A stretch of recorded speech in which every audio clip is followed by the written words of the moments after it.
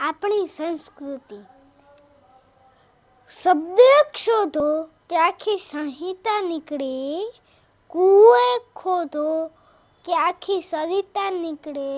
જુદી તાસી છે આ ભારતની ધરતીની, જેમાં મહાભારત વામો અને ગીતાજી નીકળે.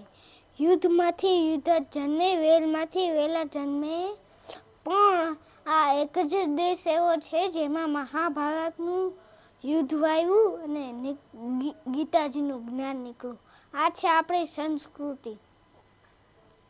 આ ઉપરથી મને એક પ્રસંગ યાદ આવે છે. આ મારા દાદાએ કીધેલો છે. વર્ષો પહેલાંની વાત છે. ભાવનગરના રાજા શ્રી કૃષ્ણકુમારસિંહજી પોતાના બગીચામાં બેઠેલા અને ત્યાંથી એક ગરીબ માણસ નીકળો. એને ગરીબાઈ આટો લઈ ગઈ હતી, સાહેબ ખાવા માટે કાંઈ ન મળે. પાકલ બોરડી જોઈ, વિચાર્યું પથ્થર પાણો મારીશ, બોર ખસે, ઈ બોરથી આખો દિવસ કાઢી નાખીશ. માર્યો પથ્થર, બોર ખઈરા, બન્યું એ પથ્થર છટકી. શ્રી કૃષ્ણકુમારસિંહજી બગીચામાં હવા ખાવા બેઠેલા, એમના માથા ઉપર લાગ્યો. શ્રી કૃષ્ણકુમારસિંહજીએ કીધું, પકડી લો એ માણસને. માથામાંથી લોહીની ધાર થઈ. પછી બાવળા પકડી હાજર કર્યો.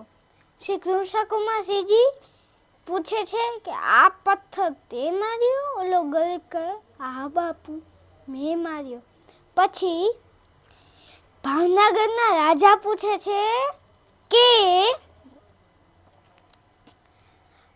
કેમ, શું કામ?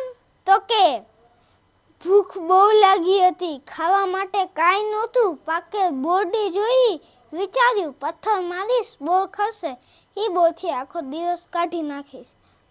પછી 1800 પાધરના ધણી પૂછે છે કે બોર ખઈરા?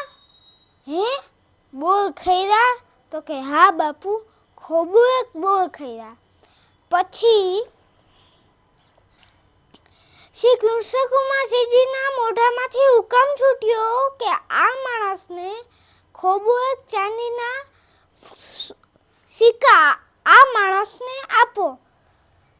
હે, તો કે ખોબુ એક ચાંદીના સિક્કા આ માણસને આપો. માણસોએ કીધું, બાપુ તમે આને સજાની બદલે રૂપિયાની વાત કરો છો? તો કે સાંભળજો મિત્રો, મસ્ત જવાબ આપે છે કે ઝાડવાને પાણો મારો અને ઝાડુ ખાવા માટે ફળ આપતું હોય તો હું ભાવનગરનો રાજા છું, 1800 પાદરનો ધણી છું, ગોહિલવાનો ધણી છું. મને પથ્થર લાગ્યાનું કાંઈ ન દઉં તો મારી જન્નારી લાજે સાહેબ, મારી જન્નારી લાજે. આવું પછી મને બે કડી ગાવાનું મન થાય છે. હે મારી જનનીના હૈયામાં પોઢનતા પીધો કસુંબીનો રંગ. ઓ રાજ મને લાગ્યો કસુંબીનો રંગ. ઓ માના ધોરા ધાવણ કેરી ધારા પામ્યો કસુંબીનો રંગ.